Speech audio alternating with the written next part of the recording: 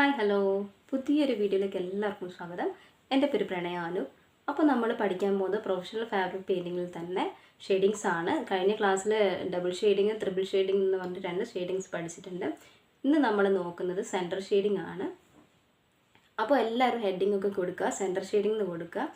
അപ്പോൾ എനിക്ക് കുറച്ച് കാര്യങ്ങൾ പറയാനുണ്ട്. കഴിഞ്ഞ ക്ലാസ്സിൽ നമ്മൾ ഷെയ്ഡിങ്സ് ഒക്കെയാണ് പഠിച്ചതെന്ന് പറഞ്ഞല്ലോ. അതിനുശേഷം ഞാൻ വീഡിയോസ് ഒന്നും അപ്ലോഡ് ചെയ്തിട്ടില്ല. എന്താണെന്ന് വെച്ചാൽ കഴിഞ്ഞ ഒരാഴ്ചയായിട്ട് ഞാൻ ക്ലാസ്സുകളുടെ വീഡിയോ അപ്ലോഡ് ചെയ്തിട്ടില്ല. വീട്ടിൽ എൻ്റെ മോൾക്ക് മംസ് എന്ന് പറഞ്ഞിട്ടുള്ളൊരു അസുഖം ഉണ്ടായിരുന്നു, അതായത് മുണ്ടിനീര്. ഇപ്പോൾ വ്യാപകമായിട്ട് എല്ലായിടത്തും മുണ്ടിനീര് പടർന്നു പിടിക്കുന്നുണ്ട്. അതുകൊണ്ട് തന്നെ എല്ലാവരും കുറച്ച് കെയറിങ്ങോട് കൂടി തന്നെ ഇരിക്കുക. അപ്പോൾ മക്കളെ അസുഖം വന്നിട്ടുണ്ടെങ്കിൽ വീട്ടിൽ മക്കൾക്കൊക്കെ അസുഖം വന്നിട്ടാണുള്ളതെങ്കിൽ അവർ 2 ആഴ്ചത്തേക്കെങ്കിലും പുറത്ത് പോകാതെ ഒന്ന് ശ്രദ്ധിക്കുക. അതായത് സ്കൂളിലോ പൊതുസ്ഥലങ്ങളിലോ ഒന്നും കൊണ്ടുപോകാതിരിക്കുക. കാരണം ഇത് പെട്ടെന്ന് തന്നെ പടരുന്നൊരു അസുഖമാണ്. അപ്പോൾ നമ്മൾ സ്വയം ഒന്ന് ശ്രദ്ധിക്കുക. അപ്പോൾ നമുക്ക് നമ്മുടെ ഇന്നത്തെ വീഡിയോയിലോട്ട് പോവാം. അപ്പോൾ എല്ലാവരും ഹെഡിങ് കൊടുക്കുക, സെൻറ്റർ ഷെയ്ഡിങ്. അപ്പോൾ നമുക്ക് ക്ലാസ്സിലോട്ട് പോവാം. സെൻറ്റർ ഷെയ്ഡിങ് സ്റ്റാർട്ട് ചെയ്യാം. ഇതുപോലെ ഒരു ലീഫാണ് ഞാൻ വരയ്ക്കുന്നത്. അപ്പോൾ നമ്മൾ ഡാർക്ക് കളർ അപ്ലൈ ചെയ്ത് കൊടുക്കും. ഡബിൾ ഷെയ്ഡിങ്ങും ട്രിപ്പിൾ ഷെയ്ഡിങ്ങും ഒക്കെ ചെയ്ത ആ സെയിം മെത്തേഡ് തന്നെയാണ്. അതായത് 2 കളറുകൾ തമ്മിലുള്ള കോമ്പിനേഷനാണ് ഇവിടെയും കാണിക്കുന്നത്. ഇതുപോലെ ആദ്യം ബോർഡർ പോർഷൻസ് നമ്മൾ ഡാർക്ക് കളർ അപ്ലൈ ചെയ്യുന്നുണ്ട്. അതിനുശേഷം സെൻറ്റർ പോർഷനിൽ നമ്മൾ കോമ്പിനേഷൻ കളർ അപ്ലൈ ചെയ്യുക. ഇനി സെൻറ്റർ പോർഷനിൽ നമ്മൾ കോമ്പിനേഷൻ കളർ അപ്ലൈ ചെയ്തിട്ട് നല്ലപോലെ ബ്ലെൻഡ് ചെയ്ത് കൊടുക്കുന്നുണ്ട്.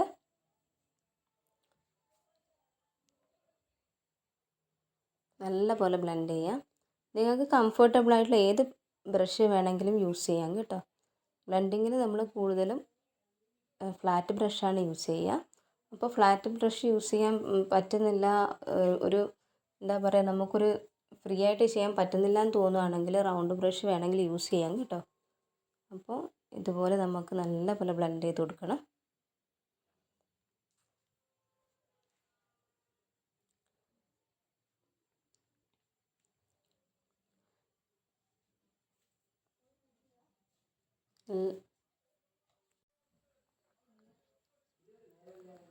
ഇതുപോലെ നല്ലപോലെ ഫിനിഷ് ചെയ്ത് കൊടുക്കുക. ബ്ലെൻഡിങ് ചെയ്തുകൊണ്ടേ ഇരിക്കുക. അതിനുശേഷം ഞാൻ കുറച്ചുകൂടി യെല്ലോ അപ്ലൈ ചെയ്യുന്നുണ്ട്.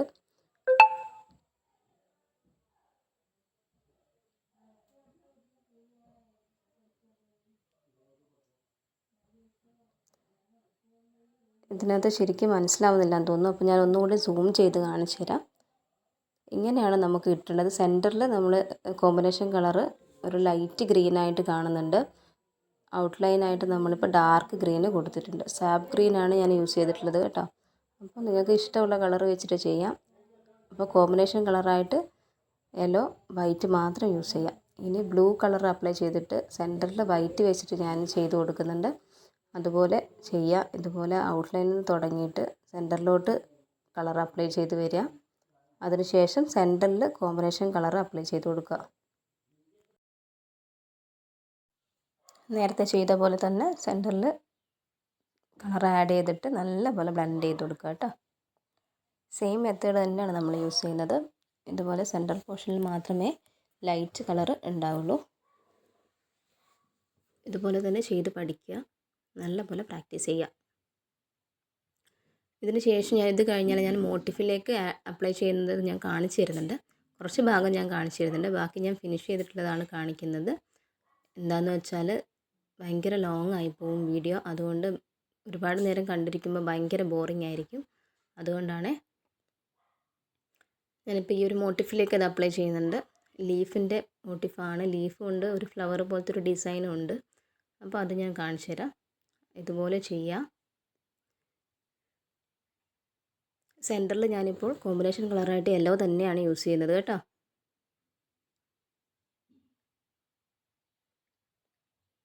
ഇങ്ങനെ കിട്ടിയിട്ടുണ്ട്. ഇതുപോലെ സെക്കൻഡ് ലീഫും ഞാൻ ഇതുപോലെ ചെയ്ത് കൊടുക്കുന്നുണ്ട്.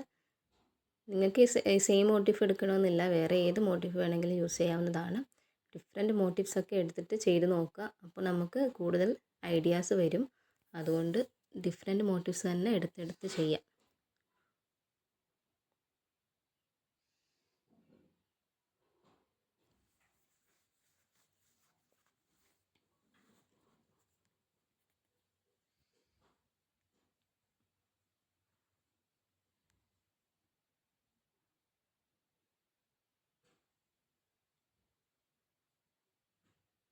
ഇനിയിപ്പോൾ ഞാൻ ഇവിടെ ഒരു പെറ്റലിൻ്റെ ഷേപ്പ് ഞാൻ ചെയ്യുന്നുണ്ട്.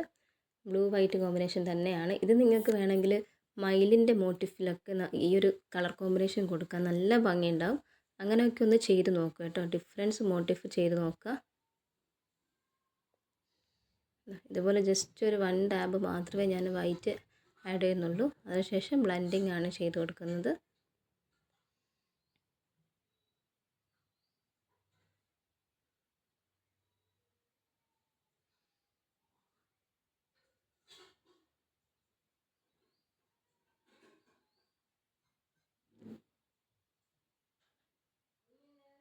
ഏത് ഷേപ്പിൽ വേണമെങ്കിലും ഇത് അപ്ലൈ ചെയ്ത് കൊടുക്കാവുന്നതാണ്. ഒരു പെറ്റലിൻ്റെയൊക്കെ ഷേപ്പ് അനുസരിച്ചിട്ട് വേണം അപ്ലൈ ചെയ്യുമ്പോൾ. ആ ഒരു ഡിസൈൻ എപ്പോഴും കീപ്പ് ചെയ്തുകൊണ്ടിരിക്കണം. അപ്പോൾ ഇതുപോലെ ഞാനിത് ഫുള്ളായിട്ട് കംപ്ലീറ്റ് ചെയ്ത് കൊടുക്കുന്നുണ്ട്. ഇതാ ഇങ്ങനെയാണിത് ഈ ഒരു പിക്ചർ ഉള്ളത്.